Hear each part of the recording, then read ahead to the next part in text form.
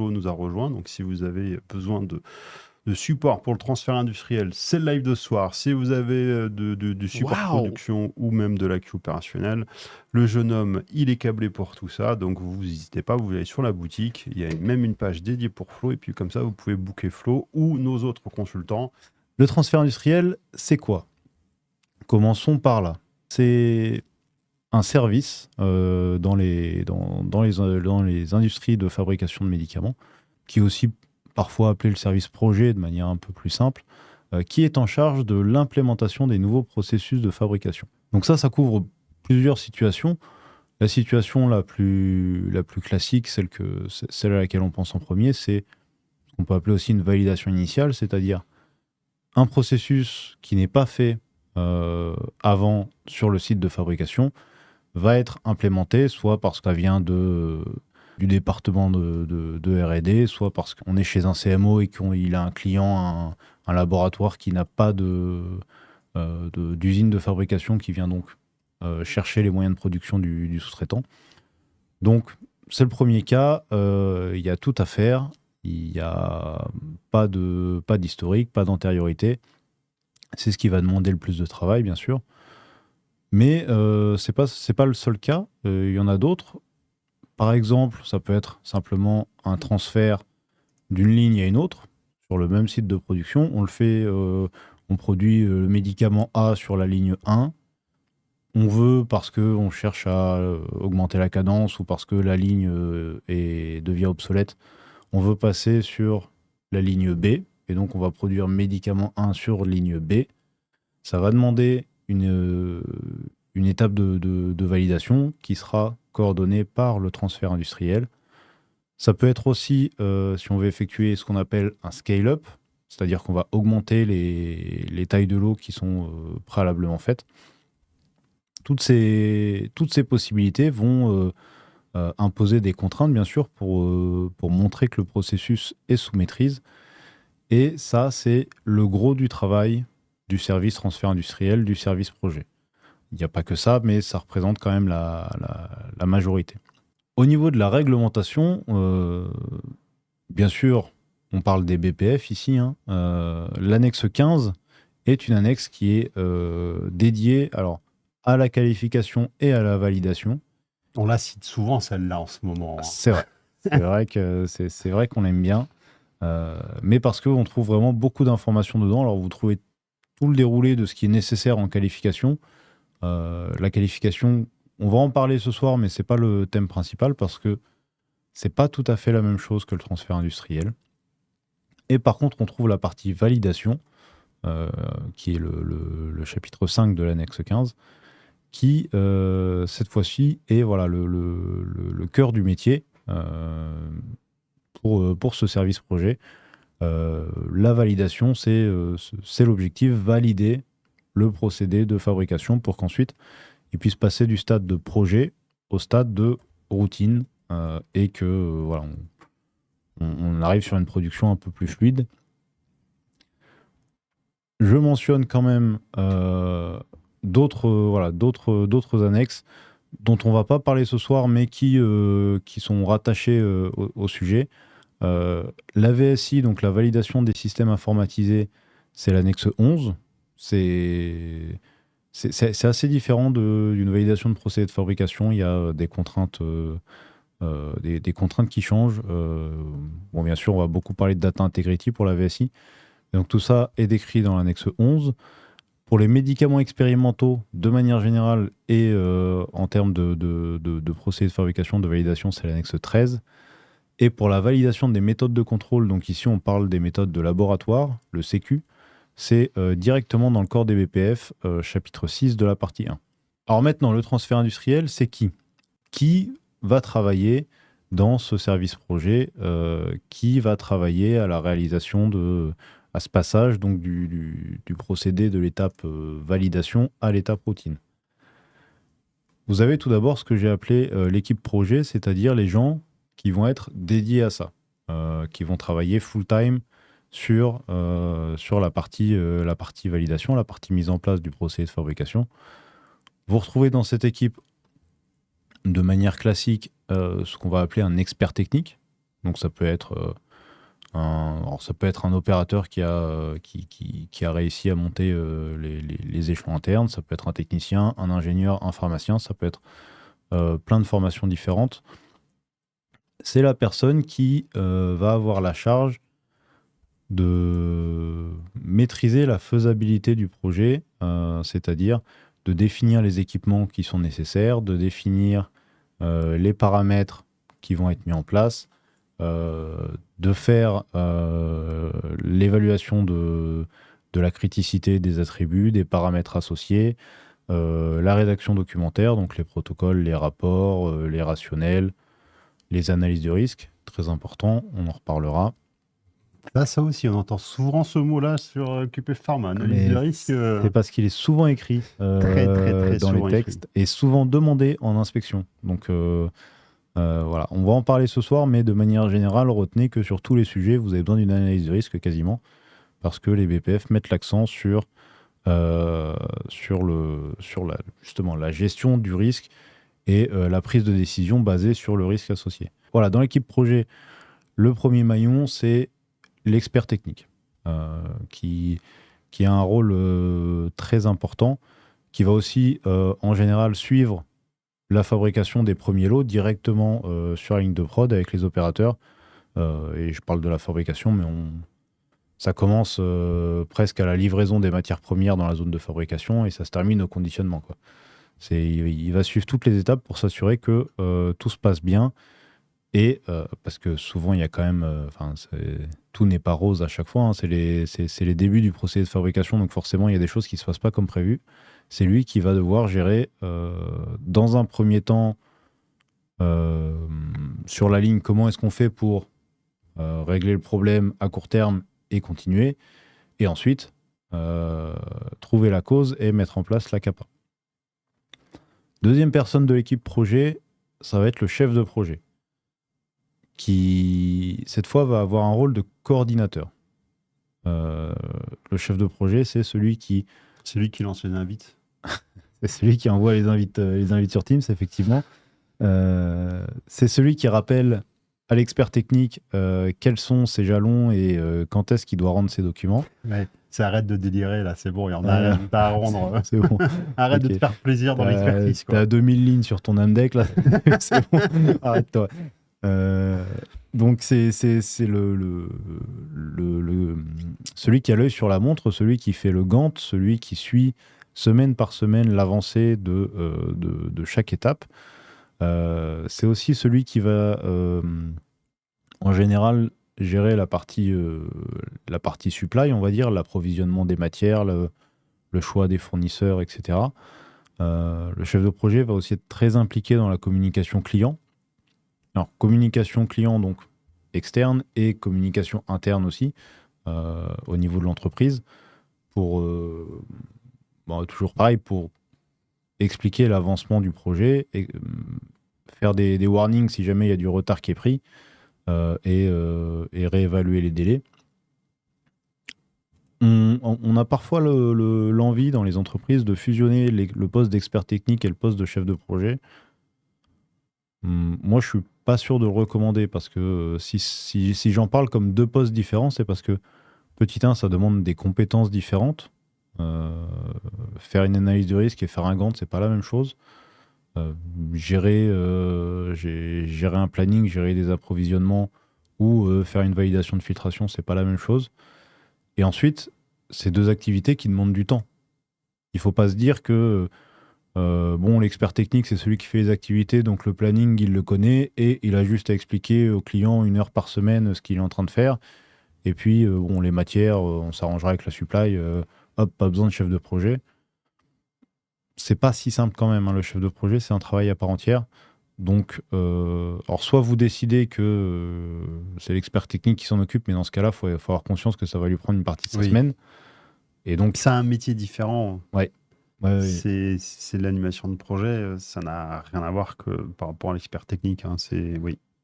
Non, mais en fait, le problème du chef de projet, c'est que, à la différence de l'expert technique qui va rendre des documents, qui va avoir des livrables, le chef de projet, son métier il est parfois un peu plus invisibilisé parce que Bon, on a l'impression qu'il passe son temps en réunion avec le client et à suivre son ingénieur pour regarder par-dessus son épaule qu'il avance bien. C'est quand même un métier. Donc moi, je pense que c'est bien de séparer les deux postes et ça permet en plus d'avoir des échanges au sein de l'équipe projet. Et c'est dans ces échanges que parfois naissent des idées, naissent des solutions. Donc moi, je pense quand même que c'est mieux de séparer ces deux personnes, même si parfois on a des postes un peu hybrides avec des experts techniques qui vont gérer la partie coordination aussi en même temps en parallèle. Et merci à Ayem pour son abonnement. Merci beaucoup. Et la dernière personne qui fait partie du cœur de l'équipe projet, c'est l'assurance qualité. Assurance qualité dédiée projet, pour le coup. Même réflexion que sur le chef de projet. On pourrait se dire que c'est la partie routine, la partie assurance qualité produit qui va s'occuper en parallèle de l'assurance qualité projet. Ça a un avantage, c'est qu'au moins la routine est au courant de ce qui se passe chez les projets, et ça c'est très important, on en reparlera un peu après. Mais le désavantage que j'y vois, c'est que du coup, il va y avoir un problème de priorisation du travail, parce que il va y avoir des documents à approuver côté projet, ça va être les protocoles, les rapports, les investigations, les CAPA, les éventuels rationnels qui sont rédigés, les listes, les documents d'enregistrement, les spécifications. Il y a beaucoup de documents. De toute façon, quand vous êtes en routine, dites-vous que tous les documents avec lesquels vous travaillez, ils ont été en général rédigés par un membre de l'équipe projet à l'initiale, parce que c'est eux qui ont mis en place tous les documents du projet. Avant, il n'y en avait pas, c'est normal. Donc tous ces documents sont rédigés et doivent être approuvés par l'assurance qualité projet. Si vous mettez ça dans la charge de la routine, vu que la routine génère le chiffre d'affaires, et que c'est en général par là c'est vers ça qu'est orientée l'entreprise. C'est normal, on est une industrie, on a besoin de payer les salaires des gens qui travaillent, donc il faut faire du chiffre d'affaires. Les projets, ça génère du chiffre d'affaires, mais de manière un peu plus indirecte. Et donc, on aura toujours tendance à favoriser la relecture d'un dossier de lot pour libérer un lot produit qui attend dans le magasin d'être livré, plutôt que de revoir un document qui parfois sont longs, parfois prennent du temps pour un projet. Donc si c'est la même personne qui doit faire les deux, il va y avoir un problème de priorisation et souvent au détriment du projet. C'est pour ça que c'est important d'avoir des gens à l'assurance qualité dont le métier, c'est de travailler sur les projets et de leur permettre d'avancer, d'avoir des échanges aussi avec l'expert technique. L'expert technique va dire moi, j'aimerais bien mettre en place le process de telle manière. Le rôle de l'AQ, c'est de dire ça passe pas parce que tu prends tel risque, parce que tu respectes pas telle norme, parce que il nous manque tel document. Donc, voilà, c'est un poste à part entière, c'est un poste qui est important, au même titre que les deux que j'ai cités précédemment. Tu sais que Flou, qu'il te reste une demi-heure en toute théorie, là. Ok, j'avance. Donc, voilà pour l'équipe projet. Un expert technique, un chef de projet, un référent AQ. Et ces trois personnes vont travailler avec ce que j'ai appelé les services annexes. Donc ça, ce sont les services qui, pour le coup, ne sont pas dédiés projet, qui travaillent pour l'entreprise de manière générale. Et dites-vous que en fait, l'équipe projet va travailler avec quasiment l'intégralité des services de l'entreprise.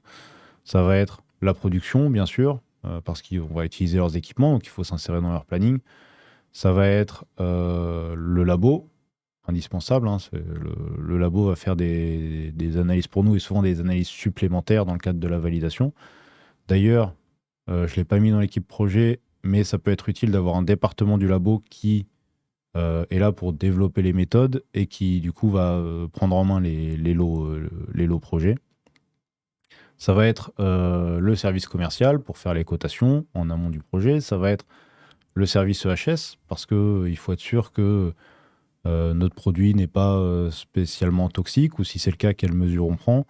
Ça va être la supply pour tout ce qui est approvisionnement, le magasin pour les expéditions et le stockage, la compliance. Ça va être la queue fournisseur, tous les services qui travaillent dans l'entreprise peuvent être amenés à collaborer avec l'équipe projet dans le cadre de la mise en place d'un nouveau procédé de fabrication. Et c'est aussi un des avantages pour moi du transfert industriel, c'est que c'est très vaste et très formateur. Et en fait, quand vous faites quelques années dans une équipe de transfert industriel, vous comprenez très bien comment fonctionne une usine et quel est le rôle de chacun. Vous ne serez pas formé à tous les métiers, hein, parce que bien évidemment, ce n'est pas l'objectif. Mais en tout cas, vous saurez le rôle qu'a chaque service dans l'entreprise parce que vous aurez travaillé avec eux. On passe à séquent. Et j'ai segmenté ça en 3 phases. La première, avant le projet. Comment un projet démarre en fait? Je vous ai dit, ça peut être soit le service R&D qui apporte une idée, soit un client si on est un CMO, soit le groupe qui nous transfère un process. Avant de commencer à plancher sur le projet, tout part d'une cotation. Donc on a un commercial qui va en collaboration avec l'expert technique en fonction du matériel nécessaire, en fonction des gens, de la quantité de personnel qui va être impliqué dans le process, en fonction du coût de l'énergie, en fonction de l'effort de qualification/validation, en fonction de la taille de l'eau et des volumes estimés. Tout ça, ça va permettre de donner un prix. En général, c'est un prix unitaire, soit on facture au lot, soit on facture à l'unité, en disant, bon, pour que le projet soit rentable, il faut qu'on vende l'unité à la fin à 1 euro la boîte, par exemple. Est-ce que vous, monsieur client, ou est-ce que vous, monsieur corporate, vous trouvez que ça vaut le coup? Oui, non. Si c'est non, on se serre la main et on se quitte bons amis. Si c'est oui, ok, on démarre. Et donc, Ça peut être un moment assez compliqué parce que... forcément, il y a négociation. Oui. Et alors, déjà, c'est pas évident à ce stade, quand on est côté projet, de faire une estimation au plus juste, parce qu'on a souvent assez peu d'informations en fait. On a éventuellement une fiche technique, une ébauche de spec et encore, et un tiers des contraintes qu'en fait on va avoir à la fin. Donc, c'est pas évident sur base de ces informations de faire une estimation au plus juste. C'est souvent assez grosse maille. Et ensuite, alors, surtout si vous êtes un CMO, il va y avoir une phase de négociation. Et pour qu'un CMO arrive à décrocher un marché, il faut qu'il soit compétitif. Donc vous êtes, bien sûr, vous serez comparé à vos voisins, ce qui fait que le CMO a tendance à tirer ses prix vers le bas. Et le client, lui, son intérêt, forcément, c'est de payer le moins possible. Donc, c'est des discussions qui parfois sont longues, en sachant que les clients n'ont pas toujours non plus une notion réaliste des délais que prennent un projet, parce que entre le moment où on démarre et le moment où le produit arrive en routine, il peut se passer 1, 2, 3 ans, souvent, là où le client souhaiterait que ce soit fait en 6 mois. Donc, il faut quand même se mettre d'accord assez vite là-dessus. Donc, il y a toute cette discussion commerciale, technico-commerciale, on va dire, pour se mettre d'accord sur ce qui est attendu, dans combien de temps et combien ça va coûter. On part du principe qu'on a réussi à se mettre d'accord, on se dit go, allons-y. Alors, le projet démarre en général par un kick-off, c'est la première réunion. Donc, un kick-off, on met autour de la table la majorité des acteurs qui vont être impliqués dans le projet, on se fait un premier brief et on définit les premiers jalons. Un projet, comment ça se passe? Déjà, est-ce qu'on a besoin d'acheter des équipements? Si oui, on va commencer par faire un URS. Vous voulez acheter un équipement, vous faites un URS. C'est quoi un URS? Je pense qu'on n'en parle jamais du URS. Un User Requirement S. Un cahier des charges utilisateur, ou CCU en français, c'est un document dans lequel en fait vous décrivez votre besoin, sa destination du fournisseur. Vous dites moi j'ai besoin d'un équipement qui fasse telle opération à telle cadence avec telle mesure de sécurité et j'ai envie qu'il soit de couleur bleue. Bon, ok. Vous donnez ça à votre fournisseur qui va répondre ligne par ligne en disant oui, non, oui, non, oui, mais non. Et ensuite, il vous rend sa copie, vous décidez est-ce que c'est acceptable ou pas, est-ce que vous commandez l'équipement ou pas. Sauf qu'il nous dit non, c'est a posteriori avant une inspection. Ne faites pas ça, n'écoutez pas Christophe. Donc vous faites votre cahier des charges, c'est votre liste au Père Noël. Vous décrivez votre équipement comme si il était fait à façon pour vous et charge au fournisseur de répondre à l'intégralité ou la majorité de vos besoins, comme c'est souvent le cas. Et ensuite, voilà. C'est pas parce qu'il y a des noms dans votre cahier des charges que vous refusez l'investissement. Mais au moins, vous savez ce qui sera possible ou pas possible avec votre équipement. Donc, un URS, c'est très important, surtout pour les gros équipements. Si vous achetez une balance, bon, l'URS est peut-être un peu moins nécessaire. Mais si vous achetez une ligne de fabrication ou une cuve ou n'importe quel équipement qui se chiffre en plusieurs milliers d'euros, l'URS est fortement indiqué. Donc, vous avez fait votre URS, vous commandez votre équipement, il y a éventuellement les SAT-FAT, donc les Site Acceptance Test et Factory Acceptance Test, je crois. Tout à fait. Vous allez chez votre, donc la FAT, vous allez chez votre fournisseur quand il fabrique votre équipement pour vérifier que dès le départ, ça va dans le bon sens et qu'il n'y a pas de problème grave qui pourrait remettre en question l'achat de l'équipement.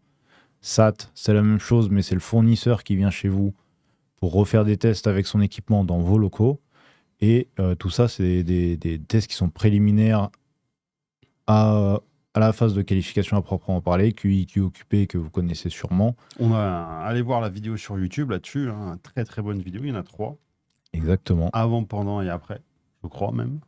Et bon, à nouveau, la qualification, c'est pas le thème, parce que moi je considère que la qualification, c'est hors scope du transfert industriel. On qualifie des équipements et on valide des procédés. Donc, le transfert industriel, son rôle, c'est de valider un procédé de fabrication en utilisant des équipements qualifiés. Voilà. Donc, la qualification, c'est préliminaire à la validation. Mais dans le temps du projet, il faut que ce soit pris en compte, parce que ça prend du temps de qualifier. Et il peut y avoir des déconvenus. Donc, vous achetez vos éventuels équipements, vous les qualifiez. Ensuite, vous pouvez vous en servir. Recommandation très importante, faites des lots techniques. Ne vous lancez pas en validation d'office.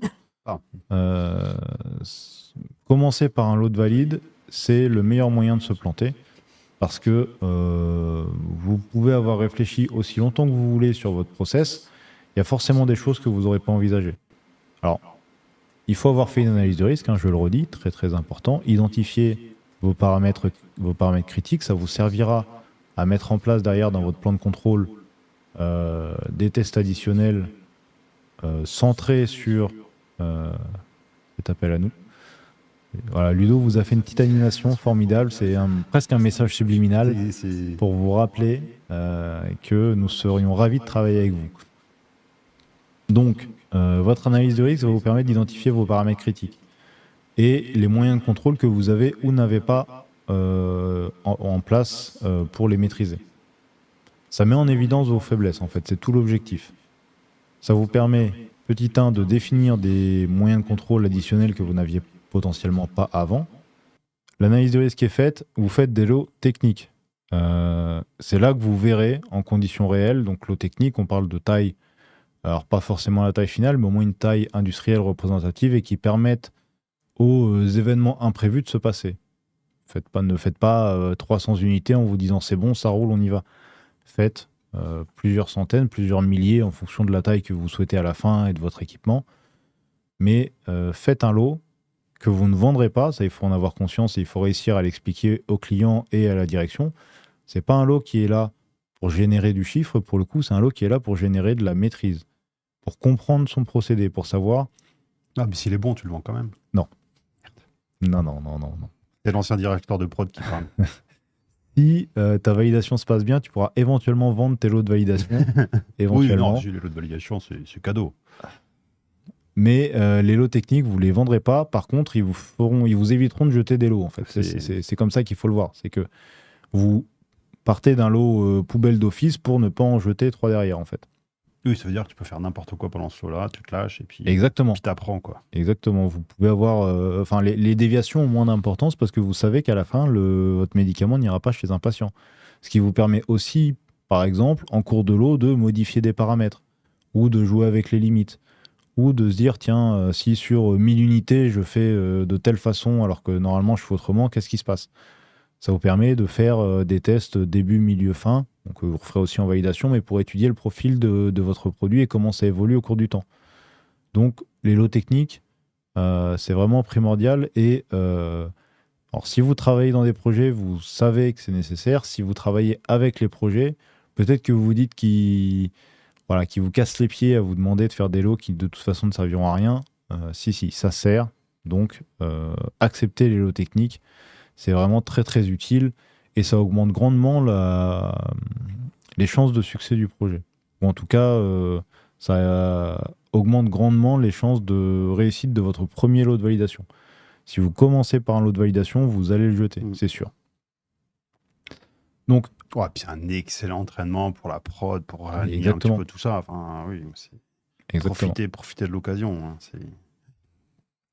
et donc, après le lot technique, vient cette fois-ci les lots de validation, où là, pour le coup, vous n'avez plus le droit à l'erreur. C'est le grand jour, et même les 3 grands jours, parce qu'en général, vous allez en faire 3. Mais on y reviendra encore un peu après. Donc les lots de validation, c'est les lots sur lesquels vous mettez en place un plan de contrôle renforcé et vous démontrez que vous maîtrisez votre process. Pour ça, vous avez rédigé un protocole qui détaille les différentes opérations qui vont être faites pendant votre lot, qui détaille éventuellement les prélèvements supplémentaires que vous allez faire, qui explique pourquoi un prélèvement à tel moment, pourquoi un contrôle sur tel prélèvement. Voilà, on fait tel contrôle parce qu'on veut monitorer tel paramètre qui a été identifié critique dans notre analyse de risque.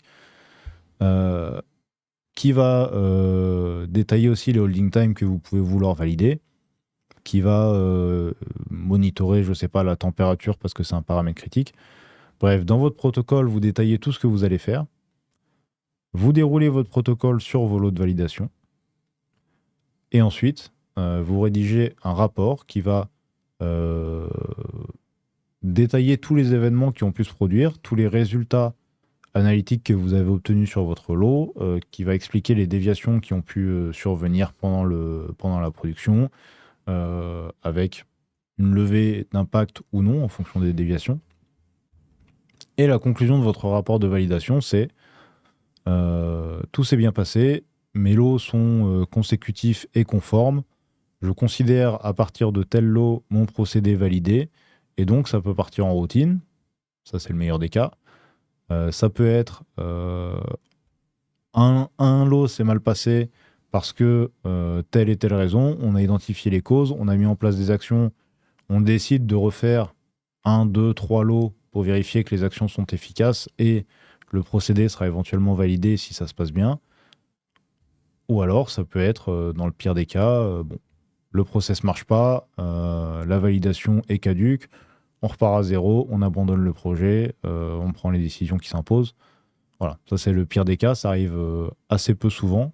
En général, on essaie de faire en sorte que ça se passe bien. Mais en tout cas, la validation, c'est l'objectif final pour un projet. Après, ça part en routine. Et donc, après le projet, qu'est-ce qui se passe? Le travail est fini? Non, pas tout à fait. Déjà, immédiatement après le projet, il y a une phase de formation qui est primordiale. Le transfert industriel doit former les équipes de routine, leur expliquer pour ce produit quelles sont les particularités, quels sont les paramètres critiques. Est-ce que c'est sensible à la chaleur? Est-ce que c'est sensible à la lumière? Est-ce que c'est un produit qui est sédimente? Est-ce que c'est un produit qui est friable? Est-ce que... Voilà. À quoi il faut faire attention, à quoi il faut être vigilant pendant la fabrication sur ce produit en particulier. Est-ce qu'il y a des particularités dans le dossier de l'eau qu'il n'aurait pas dans les dossiers de l'eau de routine? Il faut vraiment une séance de formation, que ce soit pour la prod, que ce soit pour la Q. Et par la prod, j'entends les opérateurs. Impliquez vos opérateurs. C'est eux qui vont fabriquer les lots à la fin. Et cette fois-ci, il n'y aura pas l'expert technique à côté d'eux pour les aider à décider dans telle ou telle situation comment il faut faire.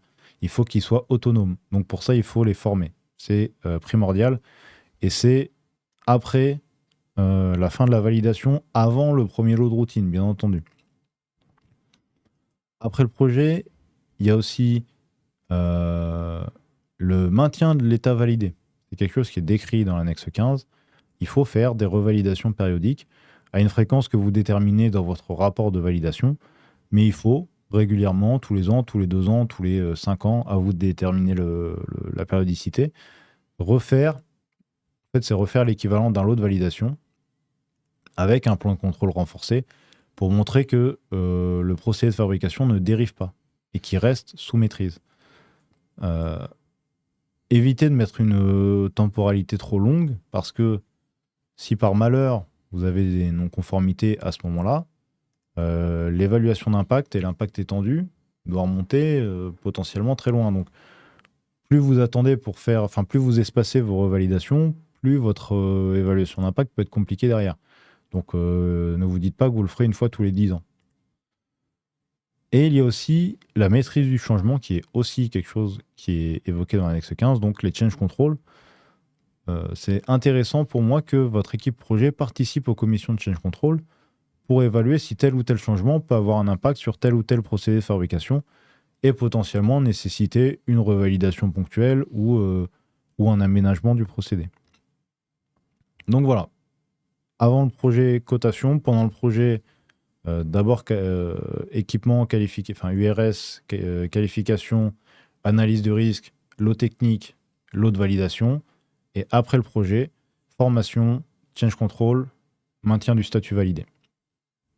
Ça paraît simple. Hein. Pareil simple. Ça paraît très Ça l'est pas tant que ça. Voilà. Si vous avez déjà travaillé sur un projet, c'est ce que je vous disais, vous savez que rien ne se passe jamais comme prévu. Il y a toujours des choses que vous n'avez pas envisagées, mais c'est aussi ce qui fait ce qui rend le métier passionnant. Il y a toujours le site receveur qui ne veut pas donner les bonnes infos. Exactement, ou le site donneur qui ne veut pas donner les bonnes infos non plus. Oui, c'est ce que je voulais dire dans ma tête, désolé, oui. La partie communication client est souvent très intéressante et il faut que ça se fasse bien.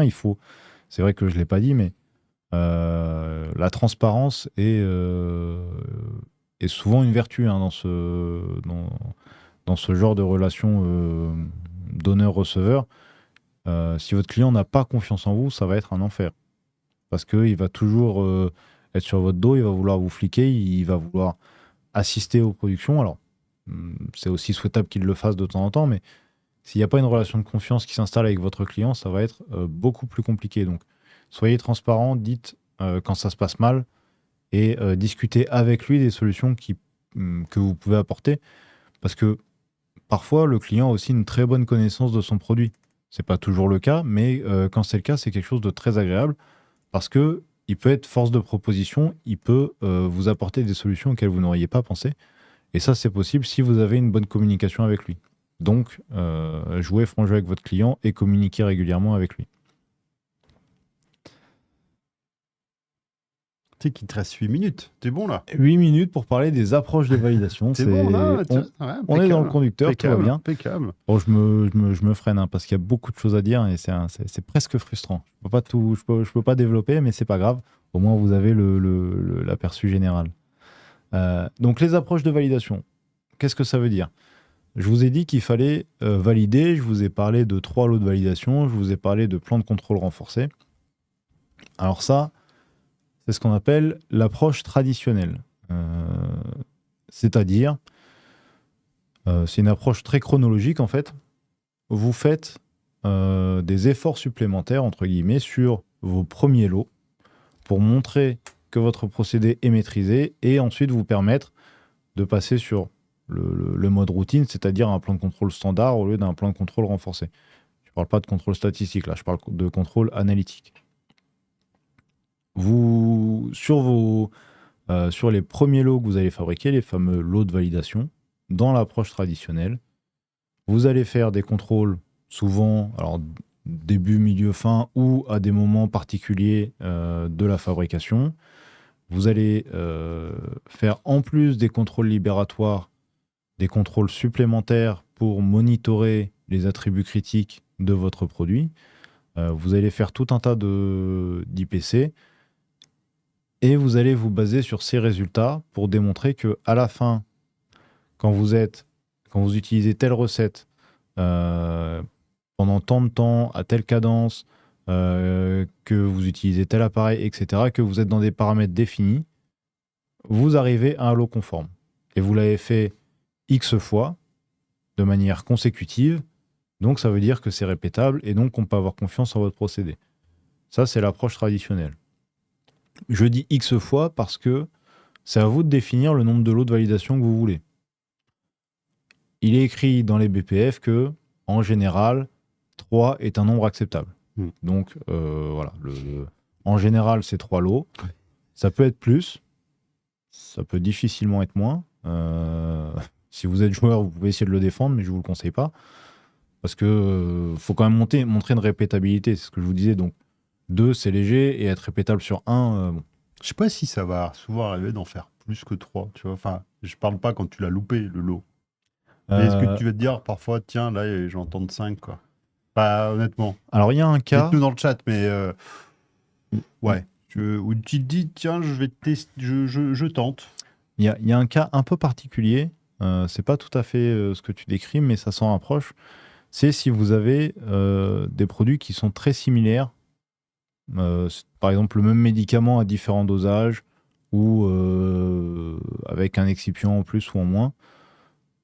Vous pouvez parfois, si vous arrivez à le justifier, sur base, toujours pareil, mais gestion du risque, hein, donc analyse du risque et rationnel à l'appui, faire ce qu'on appelle un bracketing.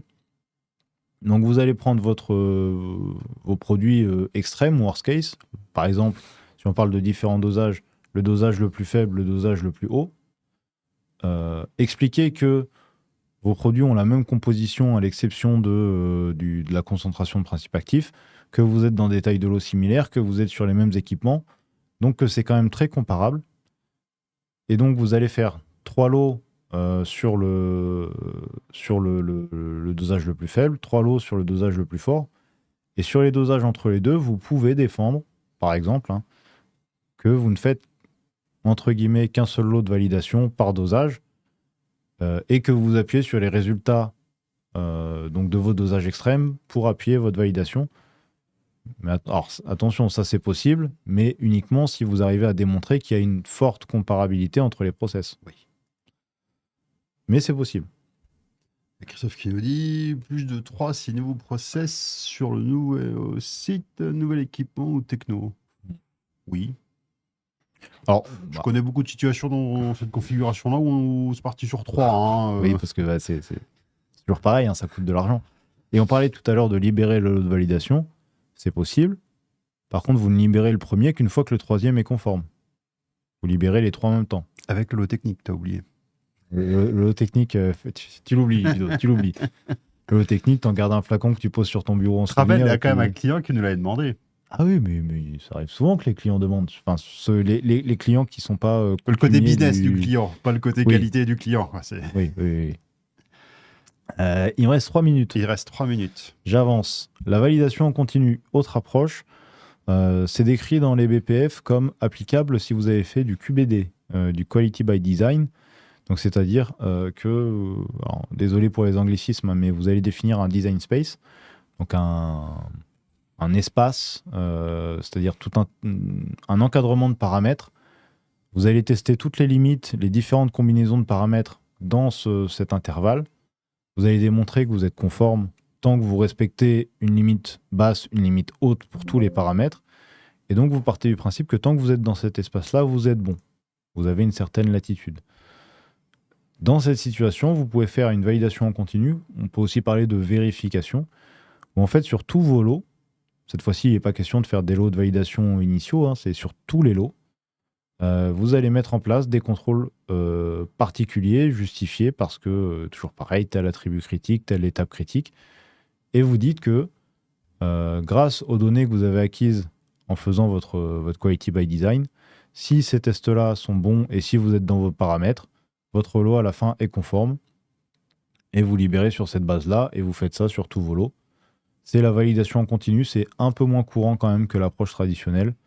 Voilà, je ne sais pas, Udo, si toi tu as déjà expérimenté, mais c'est moins répandu, mais c'est décrit dans les BPF. Donc si vous êtes dans la situation, ça se défend et ça peut être mis en place. Je pense que voilà, il y a potentiellement certains procédés qui ont une variabilité qui est assez forte, sur laquelle ça peut être intéressant d'avoir un plan de contrôle très précis et adapté à la variabilité. Voire beaucoup moins courant, nous dit Christophe, exactement.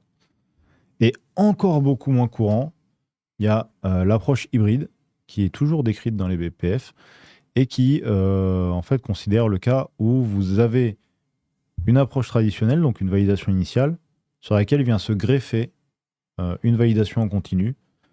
Et ça, alors, le cas dans lequel ça peut arriver, c'est si jamais vous avez votre process validé de manière traditionnelle, 3 lots de validation, et vous avez un change control qui se produit dessus, qui vient modifier le procédé, et sur la partie modifiée, vous décidez de mettre en place un plan de validation continue uniquement sur la partie qui a été modifiée. Donc, vous êtes dans une approche hybride où vous avez une partie de votre procédé qui est validée et sur laquelle vous ne revenez pas, et une seconde partie qui a été modifiée a posteriori sur laquelle vous venez greffer une partie de vérification en continu parce qu'il y a une variabilité supplémentaire qui s'est installée suite à votre changement. Voilà, c'est encore moins répandu que pas très répandu pour la validation en continu, mais c'est décrit, ça peut exister. Et alors, il y a quand même une dernière chose, je vous pose la question, la validation rétrospective, si c'est pas la première fois que vous êtes sur un no-live, vous devez savoir que c'est tout à fait interdit, c'est écrit noir sur blanc, ne faites jamais ça. La validation rétrospective, qu'est-ce que c'est ? C'est, vous avez un procédé qui a 30 ans d'historique, vous vous dites, bah super, j'ai 125 lots qui sont déjà faits, je vais compiler mes données, je mets ça dans un rapport et je considère que c'est validé. Non, c'est interdit. Si vous avez un procédé qui vit... C'était quoi C'est quoi ? une très bonne idée. Oui. Non, on allait faire Il y a un super short, là-dessus. là-dessus. Vous pouvez le retrouver facilement avec Christophe et moi qui mettons notre plus beau jeu d'acteur en route. Magnifique. Mais Si on a encore des émotions. et je terminerai là-dessus parce qu'il est déjà 21h31. Non, mais c'est bien. Allez, on peut te laisser encore 2-3 minutes. Hein. Si vous avez un procédé qui date des années 80, qui n'a jamais été validé parce qu'à l'époque, on était moins à cheval là-dessus, et bah, vous revalidez comme si c'était un nouveau procédé. Vous faites votre analyse de risque, vous mettez en place votre plan de contrôle renforcé, vous faites votre protocole de validation, vous le déroulez et vous rédigez votre rapport et vous croisez tout ce que vous pouvez pour que ce soit conforme, parce que si c'est non conforme, ça va être un peu chiant de justifier pourquoi ça fait 40 ans que vous libérez des lots. Nickel. Voilà, sur cette touche de positivité, ça vient conclure ma présentation.